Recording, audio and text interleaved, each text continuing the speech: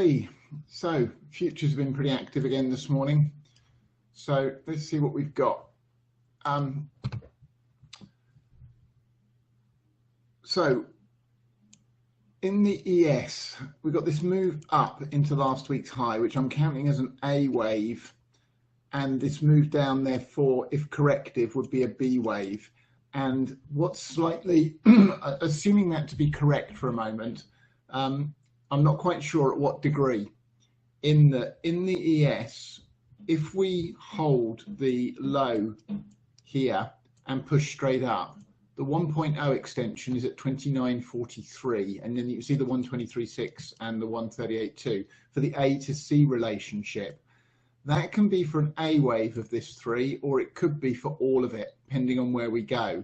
At this point, that's largely semantics in terms of we need to confirm that this is corrective, and the only way we're going to do that is by taking out this high, which I am expecting to see. It's a question of whether it's from this low or one more. So if this wants to be really awkward, it can give us a B. So this would be an A down we saw yesterday. We get a B, C to a lower fib.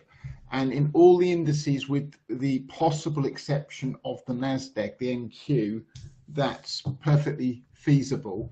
In the NQ, we would need to see a very high B wave because it's come much deeper, and therefore we would be threatening the October low in the NQ with a C down if we don't get a very sizable retrace against this drop that we've seen in the last 3 sessions in the NQ. Okay, so let's just taking this down the time frames. Let's go straight down to the hourly in actual fact. So in the ES, at yesterday's low, we got just below the 38.2. We didn't get anywhere near the 50% retrace fib, and we spiked below the 138.2 for the A to C relationship. We need just to take out this level. We can still drop down this morning, so we could get a move down to 27.08.5 here in the ES this morning. So we need to be on the watch out for that. But after that, I'm expecting a strong move up that I'm hoping, since it should be a C wave, is going to provide us with a nice clean impulse to track and trade. The first danger zone is this resistance area here. That's based on us holding yesterday or the overnight low. As I say, we may not do that. So we need to get through the first 30, 40 minutes, see whether we're going to, after the initial jiggery pokery at the open, whether the initial swing move is going to be down or up. Whichever it is should confirm whether that B wave is in or whether it needs another low down to the 50% retrace fib first. So the difficulty now, on the basis still that the primary degree wave 3 is not done, we've still got another all-time high to come. The only feasible pattern up is a diagonal, and they are an absolute pig to analyze and predict the subwaves of. They're just bloody awkward, quite frankly. So great for day trading by and large. Certainly the swing legs are, the corrective Bs and things like that can be tough, but not so great for the buy and hold swing trade mentality.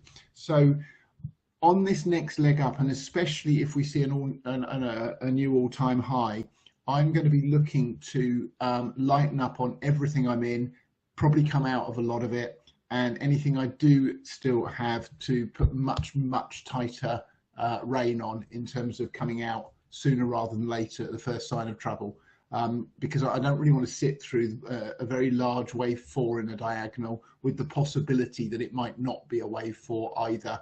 So that's where I'm at with the indices at the moment. In terms of the day trading chart, so overnight we came down and made a slightly lower low than yesterday's low. As I put these out this morning, we'd got this move up to here, which hit the 1618, and we were in this here. This held the 764 and gave us another nice 5-wave move up, right up to the 2.0 extension. So this morning, there's been that and that to trade, and if you were brave, that one as well. So it's been actually very simple to trade all morning. And there's been 3 good trades, even if you got up slightly late this morning, to take advantage of in the ES. I'm currently flat the ES now. I've had 2 of those trades this morning, both to the short side. So I didn't take the one for the 4 to 5 up.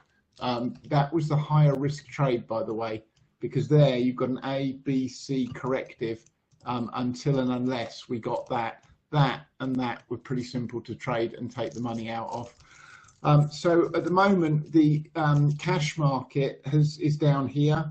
It hasn't seen another low and it hasn't seen any of this. So I'm expecting quite a deep pullback in the ES this morning, probably to 27.26, possibly even a double bottom down at 27.19 in order to reconcile with the cash market. Then either it's going to break the lower blue line and we head down to 27.08 and then up, or it's going to hold the blue line and we will get a nice long trade out of this. So that's what I'm looking for today, either to go long somewhere between the blue line and the 764, 786 retrace of the move up off this morning's low, or a short at the blue line and then a reverse trade later in the day potentially is what I'm looking for in the ES.